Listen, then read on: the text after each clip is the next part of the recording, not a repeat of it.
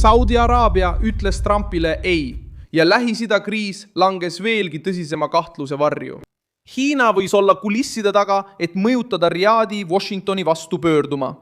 Täna, 7. mai 2026. Ameerika Ühendriikide loodud projekt Vabadus, mille eesmärk oli saata laevu Hormuzi väinas, jäi toppama. Pärast seda, kui Saudi Araabia kuningriik olevat keeldunud lubamast kasutada prints Sultani õhuväebaasi ja Saudi Araabia õhuruumi operatsiooni toetamiseks. See kokkusattumus on liiga tugev, et seda tähelepanuta jätta. Mõni päev varem rääkis Xi Jinping Mohammed bin Salmaniga ja palus Hormuzi taasavamist. Eile viibis Iraani välisminister Abbas Araghchi Pekingis. Sündmuste jada asetab Hiina pöördekeskmesse ja jätab Washingtoni võimaliku diplomaatilise reetmisega silmitsi. Kriisi halvim hetk. Ma räägin sulle sellest kõigest kohe, aga nüüd tahad sa kindlasti kanalile tellijaks hakata, et olla hästi informeeritud. Reaalajas teave parima ajakirjandusliku kvaliteediga, mida kunagi nähtud. Usaldusväärsuse etaloon Milson Alves. Ameerika operatsioonil oli otsene eesmärk avada uuesti marsruut, kust läbib otsustav osa maailma naftast ning vähendada Iraani survet kaubalaevadele, naftatankeritele ja meretranspordi kindlustusandjatele. Donald Trump soovis näidata, et Ameerika Ühendriigid kontrollivad endiselt Pärsia lahe julgeolekut, kuid Saudi Araabia vastus pani plaanile ootamatu piduri. NBC andmetel, keda tsiteerisid erinevad rahvusvahelised väljaanded, ärritus Riad, kuna Vabaduse projekti väljakuulutamine tuli Pärsia lahe liitlastele ootamatult. Ilma piisava koordineerimiseta nendega, keda Iraani vastulöök esimesena tabaks. Saudi Araabia ei tahtnud ärgata sõja uksele koputamise peale pärast seda, kui sai meedia kaudu teada, et tema territooriumist võib saada Ameerika operatsiooni platvorm. Ja just siin tuleb mängu Hiina. Vaikse, kuid võimsa tegijana. Pekingil on otsene huvi Hormuzi vastu, sest ta sõltub sellest marsruudist läbivast energiast ning hoiab sidemeid nii Iraani kui Saudi Araabiaga. Kui Xi räägib Mohammed bin Salmaniga väina avatuna hoidmisest ja võtab seejärel vastu Iraani välisministri, et arutada sõja lõpetamist ja läbipääsu taasavamist, on sõnum selge. Hiina tahab kontrollida naftadiplomaatiat enne, kui Trump kontrolli operatsiooni üle võtab. Pekingi jaoks takistamatu Ameerika Ühendriikide mereväemissioon Pärsia lahes tugevdab Washingtoni, avaldab Iraanile survet ja muudab Hiinast sõltuvaks Ameerika otsustest. Saudi Araabia kuningriik teab, et Washington on endiselt nende kaitseks hädavajalik, kuid teab ka, et Peking ostab energiat, investeerib, suhtleb Teheraniga ega nõua samasugust poliitilist allumist. Kõige tõsisem on see, et see keeldumine toimus ajal, mil Trump pidi midagi näitama. Reutersi andmetel hõlmab Washingtoni ja Teherani vahel arutatud läbirääkimine piiratud valemit, mille eesmärk on sõja ametlik lõpetamine. Lahendus Hormuzi väina liiklusele ja 30-päevase akna avamine laiemateks läbirääkimisteks. See tähendab, et Trump avaldas merel survet, et läbirääkimistel eeliseid saada. Saudi Araabia peatas just selle osa, mis andis läbirääkimistele sõjalise kaalu. Iraan märkas seda lõhet kiiresti. Teheran teab, et kui USA suurim Araabia liitlane Pärsia lahes piirab Ameerika sõjalist ligipääsu, kannatab Washingtoni jõupositsiooni kuvand. Iraani võimud olid juba avalikult tagasi lükanud tingimused, mida peeti liiga karmideks ja püüdsid näidata, et nad ei ole nurka surutud. Associated Press teatas, et Iraan vaatas läbi Ameerika ettepaneku Trumpi surve all, kes ähvardas pommitamisi suurendada, kui Teheran kokkulepet ei aksepteeri. Ta ähvardas Ameerika Ühendriigid. Nad taotlevad 20 aastast moratooriumi uraani rikastamisele ja kogu rikastatud materjali üleandmist. Avalikud garantiid, et Iraan ei taotle tuumarelva, Fordovi, Natanzi ja Isfahani demonteerimine, maa-aluse tuumategevuse keelustamine ja nõudmisel tehtavad kontrollid, rikkumise korral karistused. Trumpi jaoks oleks see raske võit. Saudi Araabial on küllaga põhjust kahtlustada kiirustatud operatsiooni. Kuningriik on omal nahal tunda saanud Iraaniga peetava asendussõja riski. 2019. aasta septembris tabasid drooni- ja raketirünnakud Saudi Araabia Aramco rajatisi Abqaikis ja Quraishis.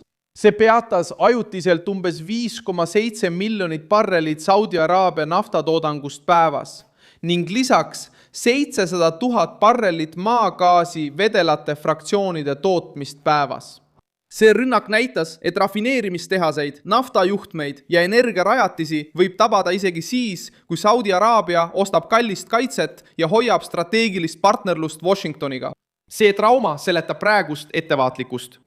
Donald Trumpi jaoks oli projekt Vabadus 5 blokaadi murdmiseks ja juhtimise näitamiseks. Saudi araablaste jaoks tähendas see ohtu sattuda rakettide, droonide ja sabotaaži sihtmärgiks, kui Iraan otsustaks kätte maksta. Saudi araablaste jaoks oli oht sattuda rakettide, droonide ja sabotaaži sihtmärgiks, kui Iraan otsustaks kätte maksta. Saudi araablaste jaoks oli oht sattuda rakettide, droonide ja sabotaaži sihtmärgiks, kui Iraan otsustaks kätte maksta. Rakettide, droonide ja sabotaaži sihtmärgiks sattumise oht Saudi Araabia jaoks suurenes, kui Iraan otsustaks kätte maksta. Saudi araablaste jaoks oli oht sattuda rakettide ja droonide sihtmärgiks, kui Iraan otsustaks kätte maksta, kuid nad ei soovi ka, et Hormuzi väin oleks Iraani poolt blokeeritud või et Ameerika sõjaline operatsioon muudaks Pekingist Washingtoni pantvangi. Samal ajal tegutseb Iisrael jätkuvalt Iraani käepikenduse vastu Liibanonis. Reuters teatas, et Iisrael korraldas rünnaku Beiruti eeslinnades ja väitis, et tappis Hezbollah Haduani üksuse komandöri. See oli esimene selline rünnak pärast aprilli relvarahu. See samm näitab, et isegi USA ja Iraani läbirääkimiste ajal ei kavatse Iisrael vähendada survet Teheraniga seotud rühmitustele. Netanyahu jaoks on iga leebe kokkulepe, mis säilitab Iraani telje, tulevikus ohuks. Hezbollahi jaoks nõrgestab iga kõrvaldatud komandör sõjalise ülesehituse võimekust Liibanonis. See Iisraeli edasitung suurendab ka Saudi Araabia hirme.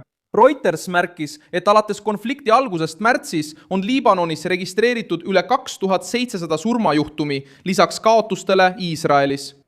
Need arvud näitavad, et piirkond ei tegele teoreetilise kriisiga. Iga uus sõjaline otsus mõjutab tsiviilisikuid, taristut, valitsusi ja turge. Kõige olulisem ajalooline fakt Saudi Araabia otsuse mõistmiseks ei seisne ainult rünnakus Aramcole. See seisneb ka Pärsia lahe poliitika sügavas muutumises pärast aastaid sõltuvust Ameerika Ühendriikidest. Aastakümneid aksepteeris Riyadh loogikat, et Saudi Araabia nafta ja Ameerika kaitse käivad käsikäes. Kuid viimaste vapustuste järel hakkas kuningriik oma partnereid mitmekesistama. Lähenes Hiinale, pidas dialoogi Iraaniga, otsis majanduslepinguid väljaspool traditsioonilist telge ja hakkas tegutsema iseseisva suurvõimuna. 2019. aastal, kui nende rajatisi tabati, ei kõrvaldanud ameeriklaste vastus Saudi Araabia haavatavustunnet. 2026 aastal, kui Donald Trump teatas operatsioonist sõjas Iraaniga, ei soovinud Mohammed bin Salman enam korrata liitlase rolli, kes kannab riski, samal ajal kui teine valitsus kontrollib narratiivi. On näiteid ka teistest riikidest, mis kinnitavad seda arusaama. 2003 aastal keeldus Türgi, olles küll NATO liitlane, parlamendis andmast luba Ameerika vägedele oma territooriumi kasutamiseks Iraagi sissetungil. See otsus segas Washingtoni sõjalisi plaane ja näitas, et liidud ei tähenda tühja tšekki, kui sisemised kulud on suured. Pärsia lahes on loogika sarnane. Saudi Araabia võib olla Ameerika Ühendriikide partner, kuid ei soovi ilma koordineerimise, kaitse ja selge eelis olemasoluta muuta oma territooriumi sõja keskpunktiks Iraani vastu. Erinevus seisneb nüüd selles, et on olemas suur riik, kes on valmis seda kõhklust ära kasutama. Hiina. Peking räägib saudidega, räägib iraanlastega ja püüab müüa end asendamatu vahemehena uues Lähis-Idas.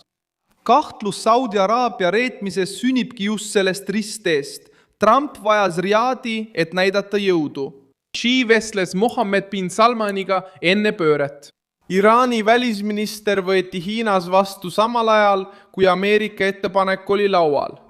Ja otsustaval hetkel ütles Saudi Araabia ei oma õhuruumi kasutamisele. See võis olla Hiina vaikse surve tulemus, mille eesmärk oli takistada Ameerika Ühendriikidel muuta Hormuzi sõjalise domineerimise areeniks. Mina olen Milson Alves, rahvusvaheliste suhete asjatundja ja minu eesmärk on hoida sind iga päev tõese infoga hästi kursis. Uudiste lingid leiad video kirjeldusest. pane sellele videole like, telli kanal ja vaata lõpus kommentaare, et olla veelgi paremini seotud Milson Alvesi kogukonnaga.